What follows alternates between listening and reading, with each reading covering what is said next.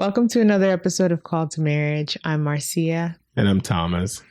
And today, Thomas and I are just going to have a little chat, Yep. We've been married 7 years.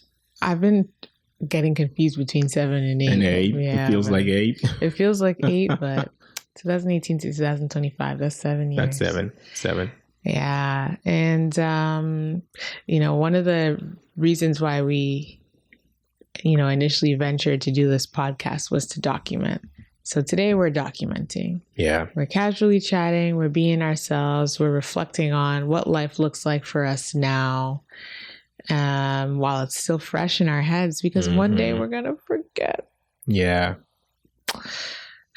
Seasons go with the memories, Mm-hmm. So if you're not diligent to document the memories and keep them somewhere, they go with the seasons.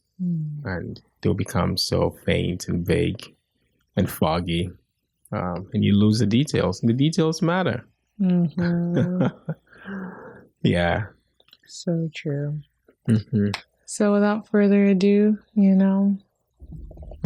do you want to talk about? I mean, there's so many different directions we can go, right? 7 years is, in some ways, it's not a whole lot, but it is a lot. God has done a lot. A lot has happened in 7 years. I mean, we have 2 boys now. We moved from China to the States. That's a whole thing to talk about.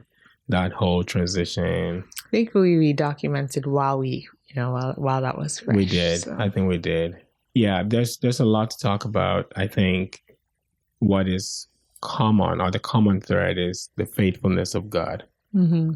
He's just been faithful, right? Mm-hmm. And for me, that perspective really brackets everything well, so that even if there are challenges, which there are challenges that we're still navigating. Maybe we'll talk about some of the challenges as well, but they still don't take away the faithfulness of God.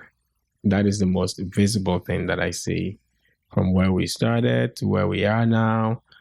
The family we are and are becoming, the potential we have, His presence with us, all of that put together really just screams the faithfulness of God. It just shouts, God is faithful. God is faithful. He is good. He's good.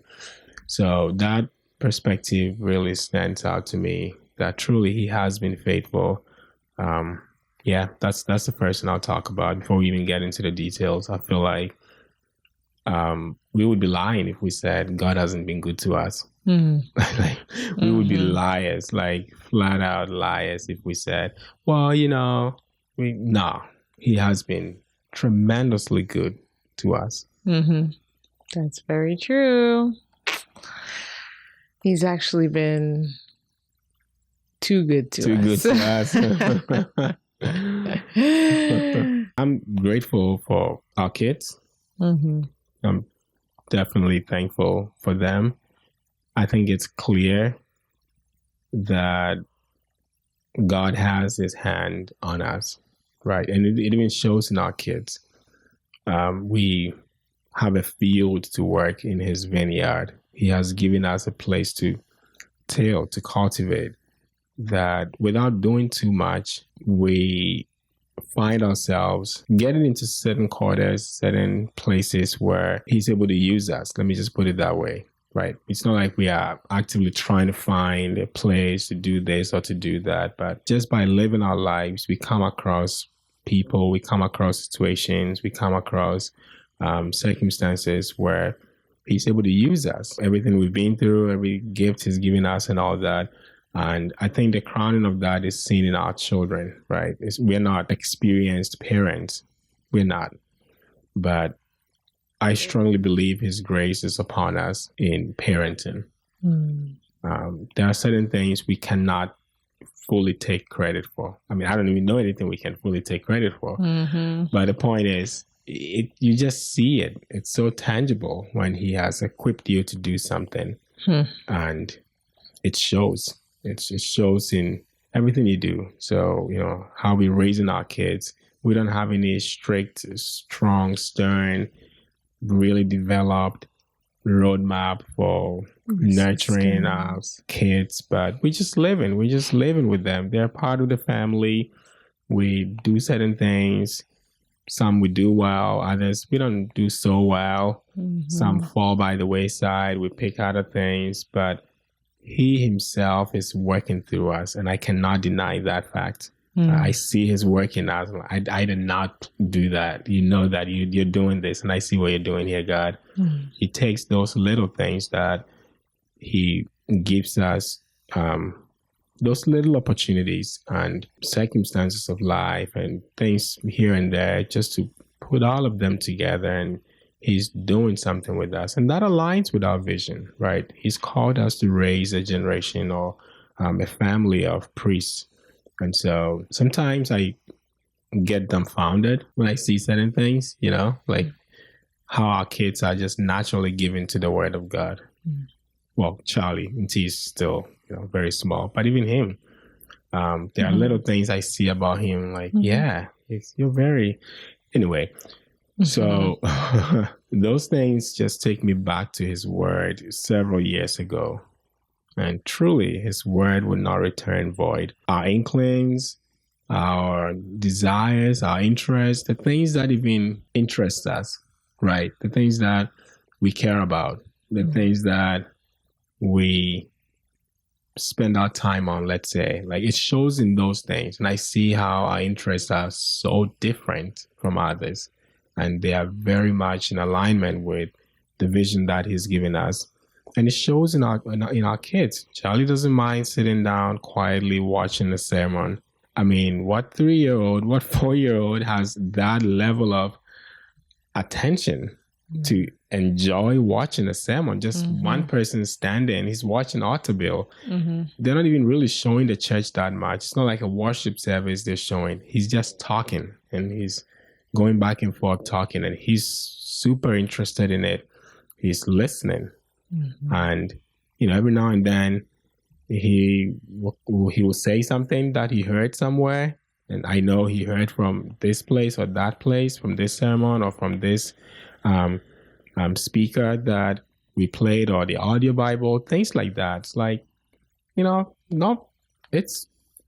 want to say it's strange, but it points to who God is more than what we are doing. It's truly fascinating. Even same for us, right? What we're doing, we're called to marriage. I truly believe in that same vein that he has given us the will, the desire to be passionate about this, to be interested in talking about homes, talking about families from his perspective. This is something, it's like our heartbeat, right? We care about this so much. We want to talk about it. We are quick to share what we have. We want to let go of every resource we have to help others, even if they are not asking. We want them to have it. Like, if they show us a simple sign of need for anything we have, we are quick to let go, and we view it as ministry, of course. So those desires, how that is driving us into certain places, our interests, and there's just so much to do in life. There's so much to do on the internet. There's so much to do everywhere, right? But our hearts are tilted toward his calling on us. And I believe he makes our hearts like that, so that the things he has called us to are not boring. We don't do them and feel like, that's not really what I want to do, but just because you want me to do it, I'll do it. No, he also makes it interesting enough that you will enjoy it. You have joy from doing it. And this is why we are called to this. We are called to marriage. Yeah. It's so interesting, by the way, to discover something that you're passionate about that, like, you couldn't have conceived of as a child. Yeah. We're seeing Charlie, he's got a very early love for playing the drums. Yeah. Who knows if he'll follow through with it. I think a lot of that will be us, not that we can control him, but I think, if we nurture his skills, and he becomes confident at it, even if he doesn't do it as a career, but he'll always love it. He'll always maybe play at church, or, just, he's very musical. That's for sure. Yeah. We may not know the full details of how where he's going to land in the music world, but one thing is clear. He's very musical. Mm-hmm.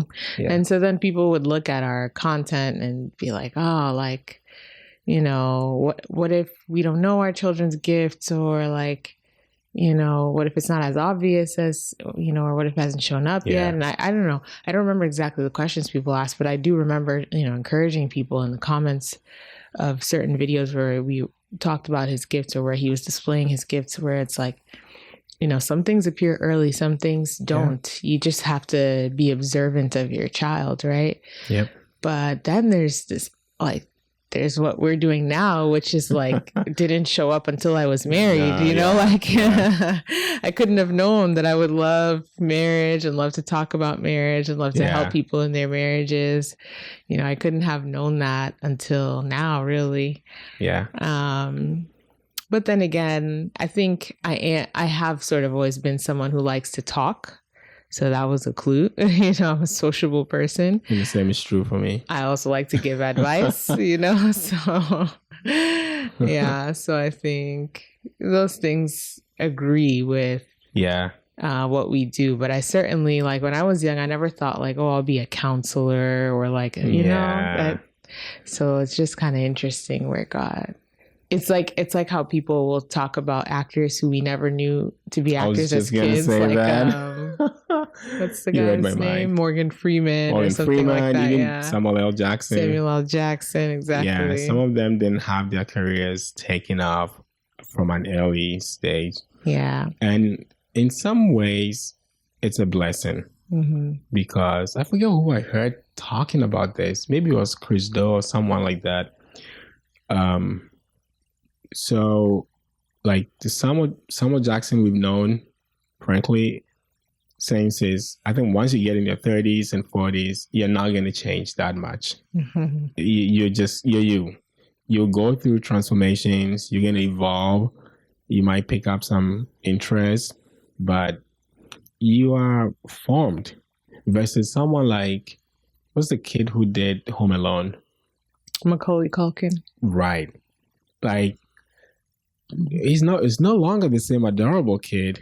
We knew him in those movies where whatever he did was just so cute. A lot of the child actors went through a lot as they transitioned into adulthood. It's hard. It's tough. It's very tough. And it's not many of them are able to transform and evolve with the times, right? Oh, I remember when I heard this conversation. It was Chris Doe. They were talking about first generation YouTubers and how many of them are nowhere to be found now. It's like they've been, either they've lost interest, they are now married, some of them went back to school, found a profession because they just did it for doing it and they found success, and now they couldn't stay up with the trends. They didn't evolve, basically. Now YouTube has become this. Now you have doctors who have YouTube channels. You have surgeons who have YouTube channels. You have lawyers who have YouTube channels. YouTube has evolved. It wasn't like that a few years ago. Now it's like there's a professional touch to it. It's not just entertainment, just watch funny videos of people doing crazy things and people laughing. It has a little bit of touch. So those who could not evolve have been pushed away, right? Maybe they even lost interest because they couldn't, and they've grown. Maybe they were 17 when they started their YouTube channel. Now they are 30. Like, I'm not going to be riding my, BMX bike or whatever, skating. Like, I'm not doing that anymore. But that's what they were known for, and they couldn't transition to other things in their life. So, anyway, the point is, when you find your calling, like some of these older actors we just mentioned, Morgan Freeman and all those other guys, it just stays with you because you're not going to become there's not going to be a huge change about you. It's the point I'm trying to make. Morgan Freeman stayed Morgan Freeman. People even make jokes about how he's not growing. Like, Morgan Freeman has been like this since we've known him. So that's the benefit of it. So there are certain things I didn't also think I was going to be a marriage counselor. But now that I'm old, married, and we're doing this, we found this calling or passion. I've always known that I was called to family, raising family. I didn't necessarily think I was going to be picked up by God to also help others. That part wasn't clear to me. But it's nice to find a passion like that as an adult and do it, because Thomas is always going to be Thomas. I'm old already. I'm formed. I'm always going to talk about marriage and family. We're going to evolve, but it's still going to be the same thing. Switching gears. Okay, let's do. Yes, I would like to capture memories of what our day-to-day feels like now with the kids being the ages that they are and stuff like that. Because, like you said, I don't know, we'll forget, Oh, we sure will. What are the kids like? How do we feel? What is the vibe of our home? I don't know. Yeah. I think our home is very unified. We do a lot of things together. Now, sometimes you go out with the kids and I'm not able to come along because I'm working or for any other reason. But generally speaking, we tilt toward doing things together. We travel together. If I'm picking up something, some tech equipment or whatever, yeah, right, from Facebook Marketplace, I'm going with my family, right? I think like that, and they want to come too. It's not that I'm forcing them. We want to come do all the mundane things, We find it fun enough to do things together. We eat together. We do a lot of things together. So the home is very unified. I think the kids feel that, and they also prefer for us to do things together. And it's I would describe, between you and I think we're very supportive of each other. And it's like the code that is not written, right? So if you're doing something and in tears, Charlie's a little bit more independent now, but if in tears, kind of, just whining, wanting to be picked up, I'll just grab him if I'm able to, and vice versa. If I have a meeting and, you have to take him away so that I can focus on the meeting, you will do that for me. So we are there's so many synergies, like we just glide together and we keep each other. It's like a ball. And at some point, mommy maybe is with the two boys, and sometimes daddy's with the two boys. Mommy is out going to the gym, and we found a rhythm, and I believe it is a blessing of the Lord. There's so much harmony in our home.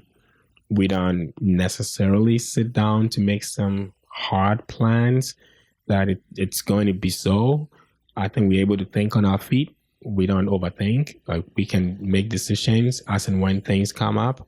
And we are not afraid to, quickly bounce off each other and make quick decisions. All right, I'll take them. You can go to the gym, or I'll take them. Stay in your meeting. I'll go to the bedroom. You have the living room to yourself. I'll come out when you're done with the kids. That's kind of like the general picture. Yeah, I mean, there are more details, but. Good take. Yeah.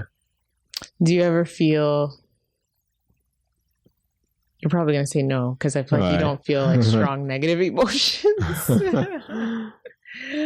these days as you've matured spiritually. But do you ever feel resentful for watching the kids? Like, when I say watching, some people say babysitting. I'm not going to use that word. They're your kids, they're my kids. But yeah. But at the same time, like, with you, because you're right. We ebb and flow so well throughout the day. Yeah. But it's like at a huge cost though, like, because you're working, a lot of times you're working from home. Yeah. Or whether it's working your job or working on call to marriage stuff or whatever, I would say you're much more good with your time. Like, you don't waste time, really. I try not to, at least.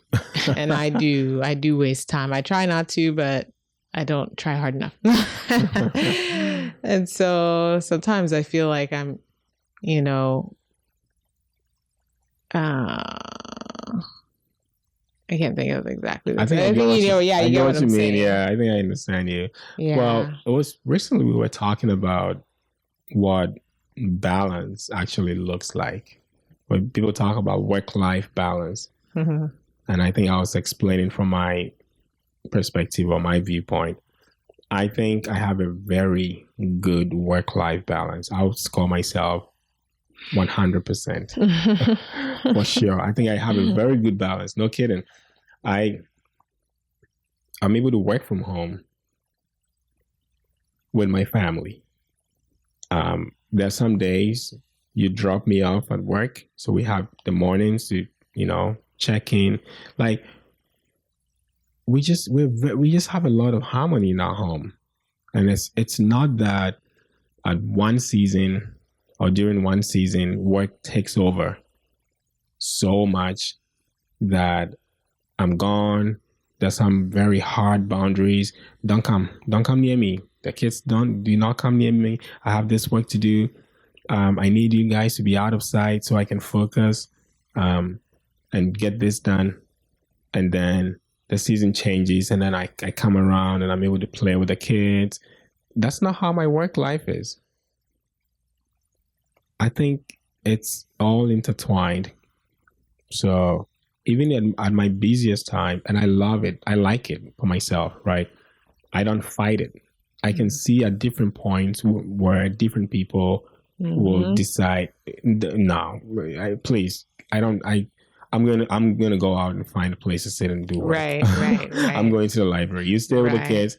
I'll be back when work is over. Right. I can see how certain people would get to those points. I see them, but inwardly, I desire to be around my kids and have my kids around me. It's part of the kind of training I want to give them. Right now, my work is not a trade per se, but and I'm not saying I treat my job as a trade, but it's in that same understanding that I want to have my kids around me. Like if I was a carpenter and I was going to do a job and my kids wanted to come around me, maybe I would want them to hang out, hang around me, grab this for me, grab this chisel for me. I would want them to learn, right? Teach them the tools and all that. I think of it in the same way. And I genuinely, as a man, and this is a very manly thing, I feel, I want my kids to be around me. Charlie comes on my screen sometimes. He's able to name my coworkers by heart. Like, is that Anthony? Maybe I'm on our website. I manage our website. So he will see the photos and like, oh, that's Deb. That's Loredana. Like, you know, he will mention names like that. And that's because my work is not foreign to him. Like his mind is not blurred about what daddy's work is. He sees me designing things. He sees me writing. He sees me typing. He sees me doing a lot of things. And my understanding is that he has a good scope of what my work is about. Now, I'm not trying to teach him my work, but the point is I enjoy it.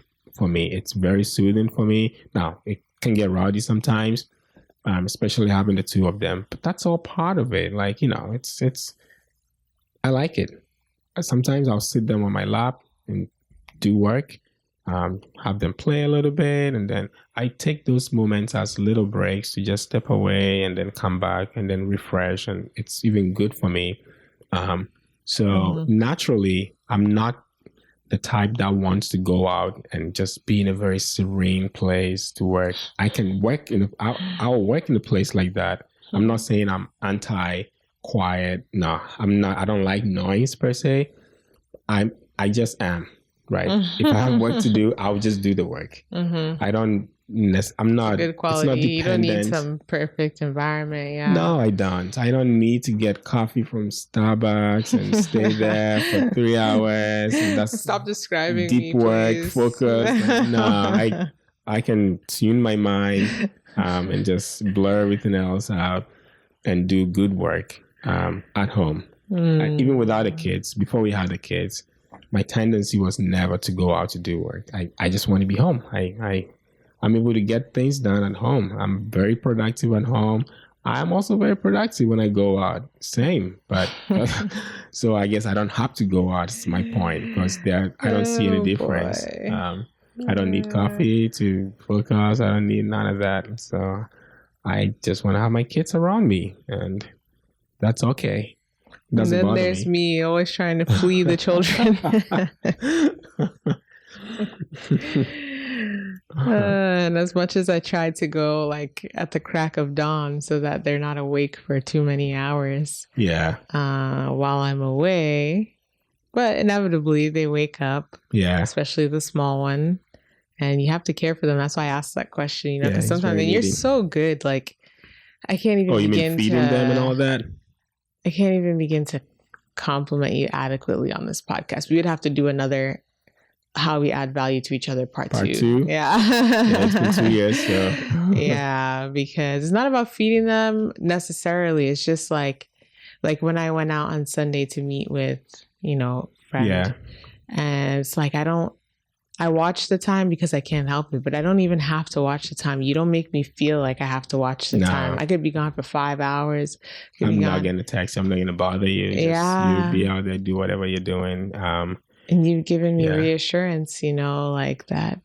I'm not sitting here watching the clock. Like, I got it. You enjoy yourself. Like, and you make I'm me your father. Yeah. They're my kids. Mm-hmm. I don't feel like I'm helping you. Yes. I'm taking care of my own kids. They are my children. They belong to me. I'll take care of them. I will feed them. I'll change their diaper. Well, no longer Charlie's diaper, but I'll change into his diaper. If I have to bathe them, I'll bathe them. They are my children. Mm-hmm. I am not doing anybody favors. They're my kids. If I want them to be clean, I'll clean them up. If I want them to be fed, I'll feed them. If I want to put them down to sleep, I will put them down to sleep, and so they can get some rest. So it's from a very caring place, and I really do care about our kids. I love them. I want to take care of them. I'm not trying to run away from taking care of them. I want it. I want to take care of them. Mm-hmm. Those little moments are very precious to me. When sometimes I lock eyes with our kids. Sometimes I call them and I'll lift Tia up and I'll intentionally call them. Look at me. Look at daddy. Don't look away. I'm teaching them to see through my soul. Like, it's not a very surface thing. Like, I'm more than just their caretaker. Like, I'm their father, and I want to breed that relationship. I'm very intentional about it. It's the reason why I'm able to teach Charlie everything I'm teaching him, because we have a relationship. It's very strong. It's very established. And I think the only way to do that is to spend that time with them. Be there. I think children interpret love as quality time. It doesn't matter. My mom always says, it doesn't matter who bought them the toy. It is the person who plays with them using the toy who loves them. So you could buy your kids all the toys and head out the door, and Uncle X, Auntie Y will come home, pay attention to them, play with them using the toy. They might even start thinking Auntie X or Uncle Y got them the toy. That's the way they, understand what love is. And I know that. I'm aware of that. I want them to experience their father's love. Not just because I'm their father, but really in a very tangible way that, no, you are my father, but I have also experienced real and true love from you. You do love me. It's not just by saying, but through your actions and through how much you value being with us. I don't want to kick my kids out when they come into my circles. How else are they going to see me pray? Sometimes I'm sitting here and I'm just whispering. Charlie comes, Daddy, are you praying? And then I'll tell him, yes, I'm praying. Oh, I want to pray too. And I say, come, let's pray. Very natural moment. I don't have to say, you must learn how to pray. We are Christians. It's our identity. That's not how you nurture and raise a child. You raise a child by modeling and you taking little moments to actively teach them, but more of the modeling, right? So he sees me going on my knees praying. Next time, I think we should go on our knees and pray. He says that. I don't have to say it, right? So, and he learns how to pray by listening to me pray. Most of the prayers he prays, he learns from me, or he learned them from me because he heard me pray in a certain way. He takes it, and then he just does his own editing in his own Charlie way. He does that. So I like those moments, those little moments when you're out. I feel like, well, it's time for the boys to bond and gel. Sometimes we wrestle, we run around the house, we jump on the bed. We try to keep it tidy before you come, but so we're not always making a mess. But I like it. I think this is what parenting, this is what fatherhood is about. And it's everything I didn't have personally. So that's another twist to it. Mm-hmm. I would not deprive them of that. I think I know what it means to not have that. So it's the one thing that I think is very essential, especially in this formative stage. Mm-hmm. Lastly, lastly on my end, I just want to capture how I sort of perceive our life right now. Yeah, positive and negative too, you know. Yeah, I think we should talk about some challenges, yeah. The challenges are many on my end. But yeah, the kids, it's like beautiful at the same time though, because immediately Charlie was big brother. Like he's never struggled to be a big brother. He's good at it. Yes, he really is. And they formed a bond for like so early on in a way that I didn't even think was possible because T was so small. Like the way he could admire Charlie from such a young age was really fascinating to behold. Yeah. And so they've learned to play together and everything, and they've also learned to fight, and that's inevitable. Yeah, and they're so loud. Our house is loud right now. It's a very loud, chaotic house. Very loud. You know, and we've gotten in trouble with the neighbors. Oh yeah. Yeah, and the house is hard to keep clean right now. Yeah. Partially because I could be better at decluttering too. I think decisions are hard for me in that regard, like decisions to get rid of things. Like I think we should honestly get rid of his trucks. I go back and forth on that. I know that's random. Yeah. There are things of mine too. I mean, just a random example. I'm just looking at them ahead there, but I'm like, do they need this many clothes? Do I need this many clothes? Do we need all these things that we have? Like, we're in a 1-bedroom apartment. It's tight. It is tight. And it's just hard to... Yeah. You would think because it's so small that it's easy to keep clean. And in a way that's very true. But in another way too, like I've talked to Melissa about this all the time. When you have a bigger space, you have more places to organize. Everything can have a place more easily because you have the space, to put everything in its place. Yeah. Or to give everything a place. So, but you make do with what you have. And I'm so grateful for where we are now. But, it's just something that it's a shortcoming of mine in terms of managing this space well. So it feels chaotic right now. My mind is also chaotic in this season. Again, that's also my own fault. The kids are so brilliant. They are. It's just interesting to observe them. Our marriage is great. We're starting a business, ministry. I mean, it's already underway. This is all a part of it. Okay. But yeah. And so we are having talks about that. That's been ongoing for years, but it's, it has its challenges, especially when you're more entrepreneurial. I'm a little bit more risk averse, I guess, and a little bit more 9-to-5er, don't mind being employed by somebody else, you know. I don't mind too, but I do mind. Ultimately, right. So, you know, but I like that we're doing this. It's just a little bit scary, and maybe I a little bit lack some necessary skills. So we're having lots of conversations about how to build this, what we're building, to hopefully the benefit of all of you who are viewing this or listening to this at the moment.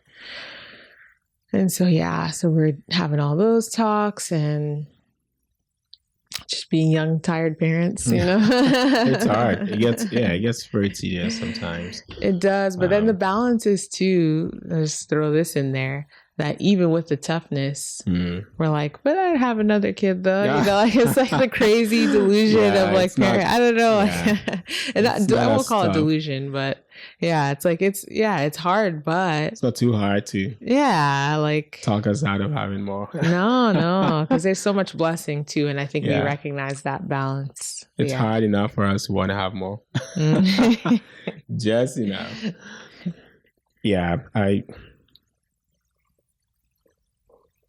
What was I gonna say? Sorry. So, other things going on in this season, you know, I feel like we are right on the edge of another transition after China.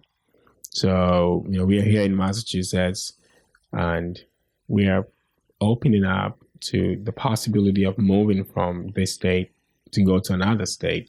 And of course, you know, that has to do with finding a job. There are a lot of things. Because now we have a family. We're not just going to, we could take off and go somewhere, but we're also very, you know, strategic and tactful about it, both in prayer and in person. So we're looking for jobs in different states. We're very open, but we have a few, maybe 1 or 2 states that maybe we are considering because, you know, in Georgia, your siblings are there. My parents are in Virginia. Audrey's in Virginia too. One of our sisters, my sister-in-law, is in Virginia. So we are in that stage where we're kind of navigating how to transition. So, and that's on top of everything we just described, you know, doing life, raising kids, ministry, business, even church life and all that. So it's a very difficult season to manage. And sometimes we don't account for the mental load that these things of life bring upon us, right? Because they're not seen. But so if we take into account all these things, of course, we would, it's tiring, right? So it may not even necessarily be because of the kids. It's all these other things that, you know, they can be stressors sometimes. But our minds don't account for those things. But it's not just raising the kids, it's also raising the kids while it's like being in motion and changing form, right? So we're in motion doing all these things that we've signed on to, which are always going to be a part of us, like raising the kids, doing our marriage. But there are all these other things that we're kind of weaving in. We're starting a community, ministry, business. Potentially in the long term, we would want to focus on that and do that full time. So you're steering the ambitions, the calling God has for us, and transitioning, open to moving to another state, finding a job, which in itself is a whole job. So it's a lot. And I'm saying that to give us credit, right? Because it's very easy to just think, that's nothing. No, it is something. Each one of those things will introduce a layer of load to where we are already. So imagine if we weren't doing all these things and we're just living our lives, raising kids. I don't think we would have these burdens or loads heaped up as much. we're doing well carrying it. This is not a complaint. I think we're doing very well, but I just want to acknowledge that it's a good perspective to have, so that we can give grace to ourselves and know that we are built for this and we are not weak. So I just wanted to throw that in there. We're doing well because we are like tentacles, like our hands are tied to several different things. And it's just the kind of stage we're in, 7 years into our marriage with 2 kids. It's that time where seeds are starting to spring up and we are taking care of things. And like there are several different opportunities. Each of them looks good. If we pay attention to it, it could become potentially something really big. And so we are having to navigate all that. But eventually we're going to land somewhere and things will be clearer. There's going to be clarity in the next, phase that I believe we are transitioning into. And then we'll have that run for however long God calls us to have. And when we get there, we'll cross whatever hurdle is before us. Mm-hmm. And I know, I think I said the last was going to be my last point. There's just a couple other things in there. Also, another challenge that we face is like, per our values, we want to take the kids along with us in what we do. Yeah. But that has been hard, from the marriage conference to the Bible study that we did to the book club and different things. And we're taking our kids along with us in everything that we do, as much as we can, Yeah. And it's hard. It's hard. It is hard. Yeah, but I really believe in that. I actually wish more families did that. Yeah. Just like what you said, feeling like you want to expose Charlie to your work, not like tell him he's not allowed to be a part of this, right? Because that's kind of like how I imagine things maybe once used to be and or ought to be. Mm-hmm. That's how your kids learn, like maybe if you're whatever, it's easier to conceptualize if you have like a trade, like you're a farmer, and as your kids are growing up, they're learning also how to farm right beside their parents, right? But whether it's a hard skill, whether it's a soft skill, whether it's a product, whether it's a service, whatever it is, I think that it's great and powerful to take your kids along. Absolutely. So we are, sort of fumbling through taking our kids along in what we do. It's not very graceful, but I think it is good. And people have been gracious toward us. Yeah. Yeah. And then the last thing I'll say as a positive and also like a question mark, I guess, too, is the homeschooling thing. Homeschooling is a big thought for us right now, even though Charlie's not of age yet, because with our state, you don't have to like announce that you're homeschooling with the state officially until the year they turn 6 years old, until the year your kids turn 6 years old. But as we mentioned in our previous podcast about the things we learned at the homeschool conference and our notions on homeschooling and stuff, home education and just education is a lifetime thing. Yeah. Charlie's already being educated and he'll continue to be educated, all throughout adulthood. The aspiration is to develop a lifelong learner and develop our children to be lifelong learners. So he's already learned a lot. He's learned how to read. He is very observant and he draws a lot. He's writing. He's very musical. He drums. He sings. All the above. He's interested in life, right? Yeah. And everything. Yeah. And we've, been connecting with homeschool groups. We've also been making use of, free and local resources and just making the most of the season, books, a lot of books. Yeah.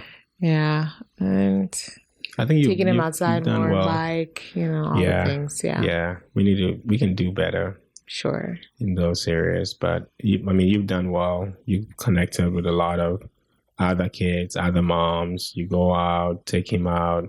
Well, now you take them out to meet them.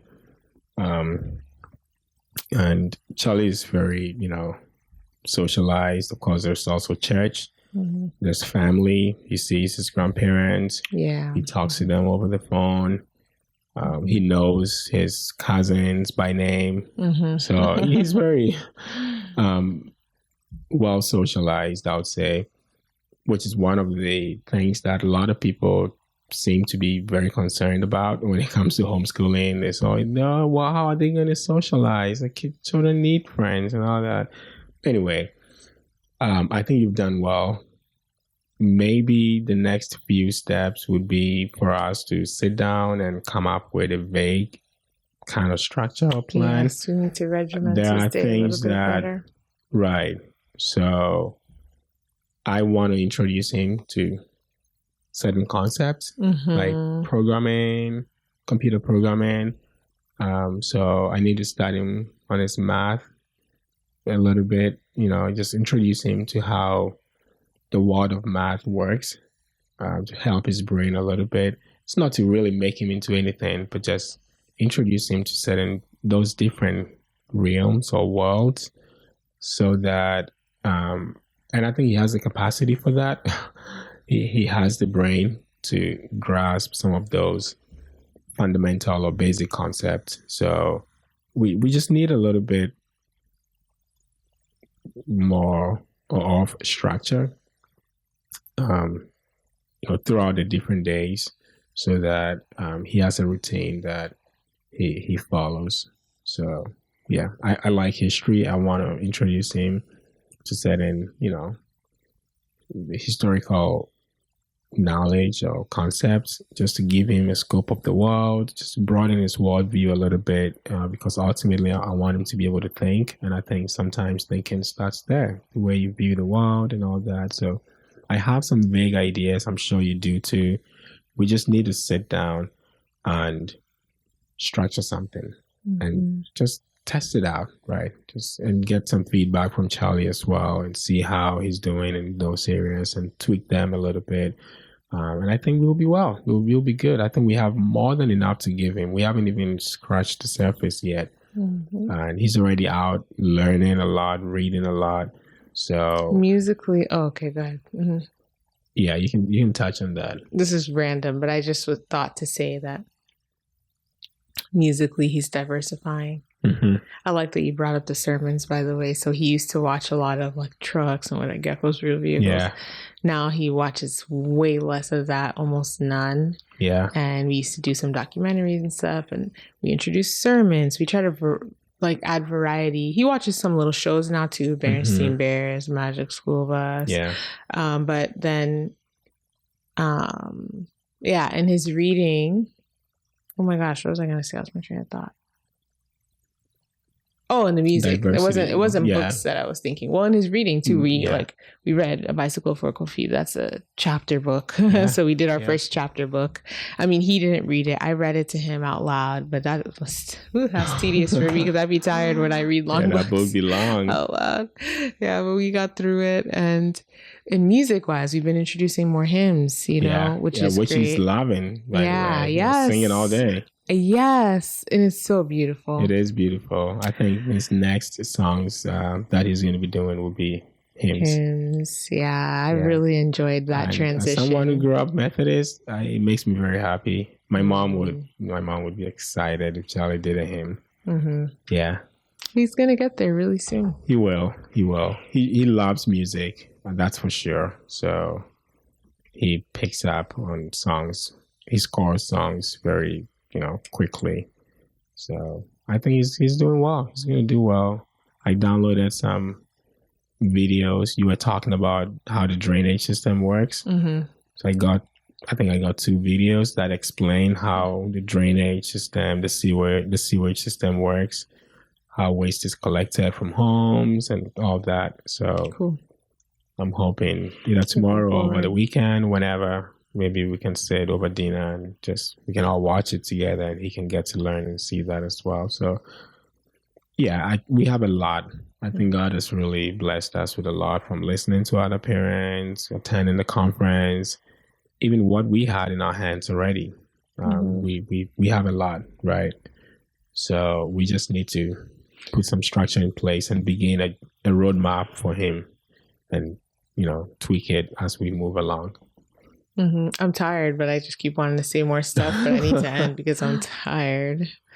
But when you were talking earlier about how the Lord has blessed us and stuff, I did think about Inez crossed my mind, and how she's just one example, but many older parents who've already launched their children and know what it is to raise up an adult have really affirmed us in our parenting. And it's really encouraging because we don't really know.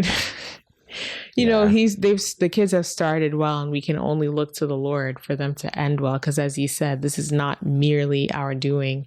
And honestly, it'd be scary if it was all up to us anyway, because I know my shortcomings. I'm acutely aware of them. So, if it was up to me, maybe the kids would be messed up. But by the grace of God, they've come out really well so far, and I'm trusting him to see them through that. By the time they launch, they're independent in their faith, and they know how to walk with the Lord, and they know the Lord, and they're connected to their maker. Yeah. And it's a long road ahead. And I know things change. Sometimes kids start well and they don't end well. But like I said, I'm looking to the Lord. And in the meantime, I'm really encouraged by the affirmations that we've gotten by elders. Yes, the Lord has us. Yeah, he's got us. He's got us. He set us on this path. He's going to finish what he started. I think what he's doing with us is even bigger than us, right? Absolutely. Yeah, so I'm very confident in what he's able to do with us.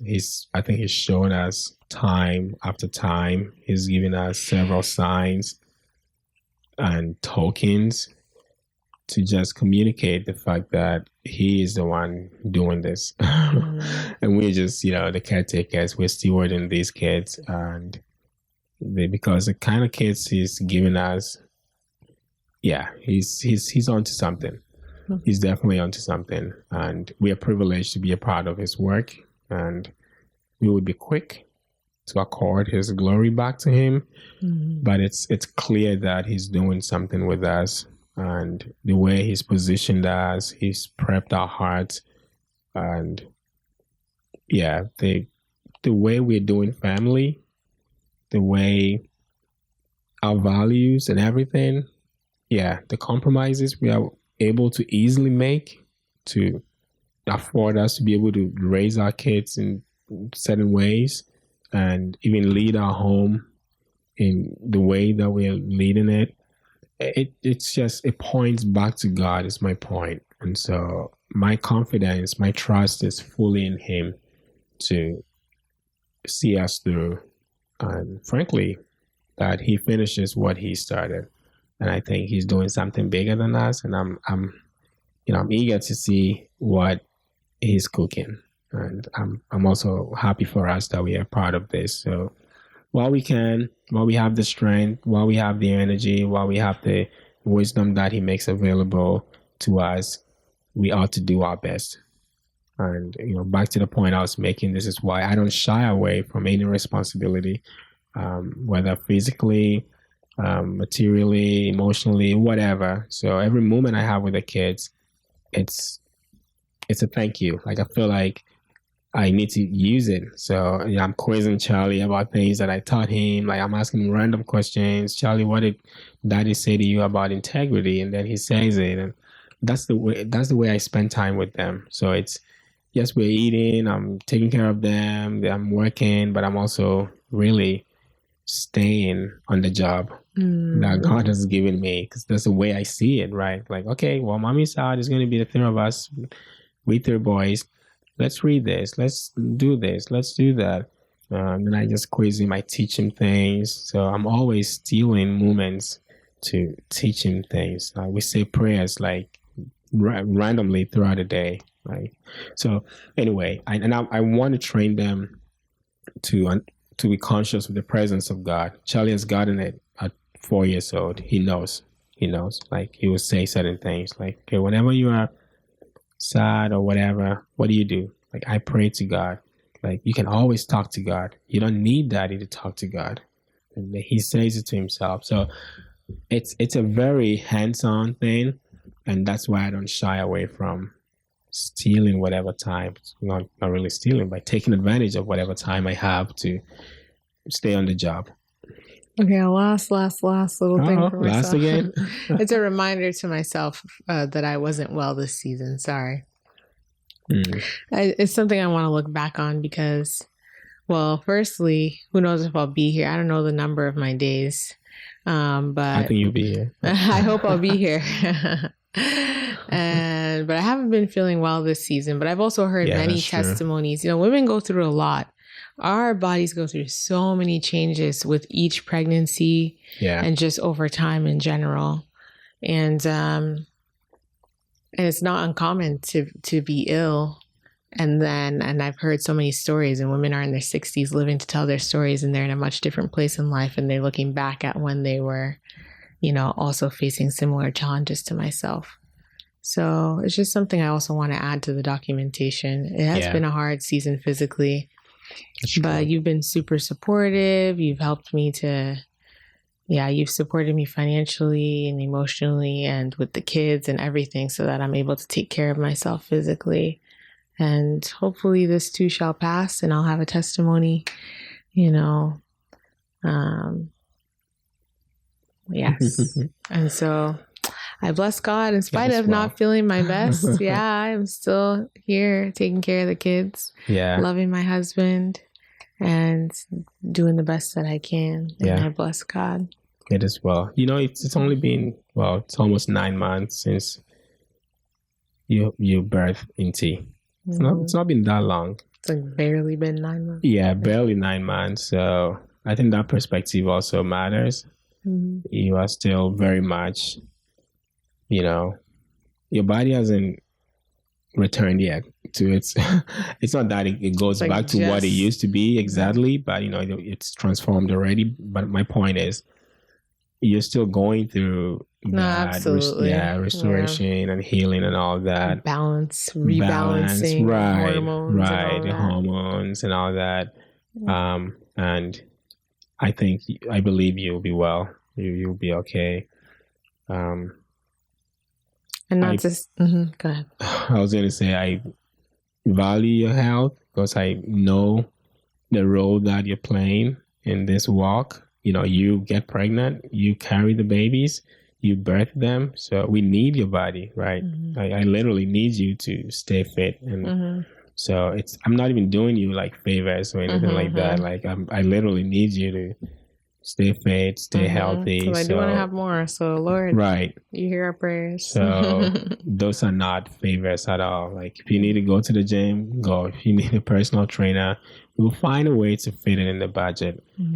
It's not even about, I'm not going out of my way. I'm just doing what I need to do to make sure we keep going and, you know, fulfill what God has called us to. So, I mean, I do that for us with delight. And I hope and I pray that we're able to do more, to be able to take care of ourselves. I've talked about this with you. I think God has blessed us so much. I don't see anything really parting us except something physical. You know what I mean? Like, you know, so I want us to take care of ourselves because he's really established us. He's given us deep roots in him. And the only way the enemy can try to, you know, turn this into something else is by attacking our body because that's the only way. And so it makes me want to, you know, be supportive in whatever way to make sure we are healthy physically, we are okay. And I hope we're able to do more, even for myself, right? I want to be able to be fitter than I am now.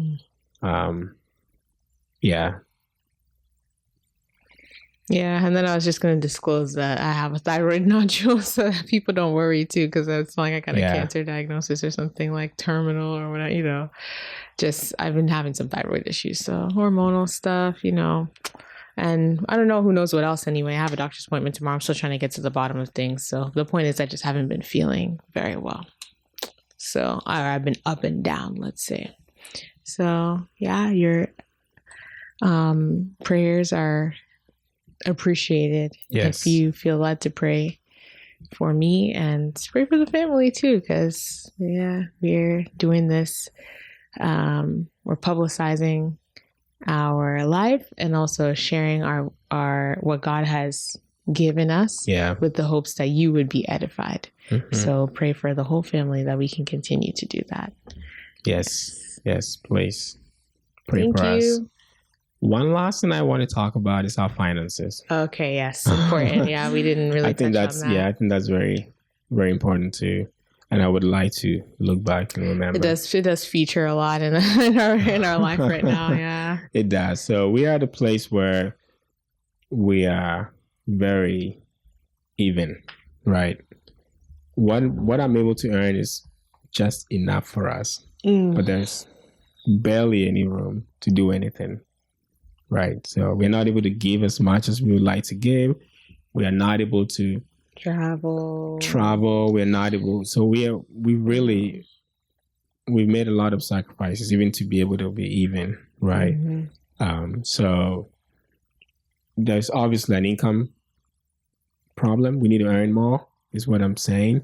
And that is on us, but I take the lead on that. So, I'm looking around. Generally speaking, I would say I have to be honest and say this too. Perspective matters. My salary has grown, right? It's not that I'm not making enough. I am making, but life also goes forward, right? So I need to, as a man, find ways of bringing in more. And we're working on that. That's all part of why we're considering maybe moving out to a different state, because Massachusetts is very expensive. I think you're an excellent provider. I think just the circumstances, like the state we live in and everything is just... circumstances. No good, you're right. No good. And the rent is very high here. Yeah. So I'm digging, So keep us in your prayers. I'm hoping I could now be able to find some remote job or even some hybrid job, even at the same rate, so that we can, cut our costs. In a different state, so that in a different state it will go far, and it will go further. The income will go further. But ultimately, we do want to do call to marriage full time, but that takes planning, right? We want to tidy up our home, our house, and be in a good place, and then make that decision. Or maybe, who knows, that we would just get off this 9 to 5, rail and just by faith get into call to marriage. We're not close to that as well. But we need to be very tactful because there are other stakeholders involved. There are these 2 kids. There's a whole lot to consider. So as a man, I'm very prayerful and tactful about it. I'm not just driven by my impulse to make more money. Neither am I driven by my impulse to do ministry. It's not that. I just want to be in alignment with how God is leading us. And I have history with God. I know how he works in my life. So I'm content. I'm in a very safe place mentally. I'm not in a rush to do anything. But I'm also not close to doing anything. Like we could just take off tomorrow, or we could just stay where we are for a while and see how God, works with us. We're open to it all. So just keep us in your prayers. I think it's a matter of wisdom and discernment and really leaning into God and knowing what to do, where to do, how to do, and when to do, and all that, in between. So that's where we are financially. We're grateful for what we have, and what we have is able to take care of us. We don't beg. We don't, we're good. We just don't have enough room. So pray for us. Yeah. All right. All right. I think we should wrap it up here. Yes. Yeah. I'm tired and yeah. What time is it? It's almost 1 o'clock in the morning. It's almost 1 a.m. here. That's how, it's a lot of sacrifice to do this. Yeah. Got to make sure the kids are down. Ooh. Now we have the kids try to get us down. We're trying to get the kids down. And they're trying to get us down. By the time we get away from putting them to bed, it's like, ooh. Yeah. Yeah. Anyway, so, you feel free to also share your journey with us to the level of your comfort. Yeah. But this is how we all learn. This is how we all build each other up. I think we need more of that, right? We need to sharpen each other and strengthen each other. And sometimes that's what we need to hear to put things in the right perspective so that we can keep trusting God. Whatever your situation is, it's not so peculiar that it's new to God. Like, we don't think of our, state or where we are now as something very peculiar. And God has dealt with many others like that. Yeah. So, but that's the way we learn. We sharpen each other, we comfort each other, and God gets glory in that as well. So feel free, you can ask questions, you can comment, you can share from your own perspective where you are now in life, and we will pray. If I read any comment like that, I'll definitely keep you in my prayers. Yeah. All right. Thank you for sticking with us. See you in the next one. We love you. We love you all. God be with you. Bye. Bye.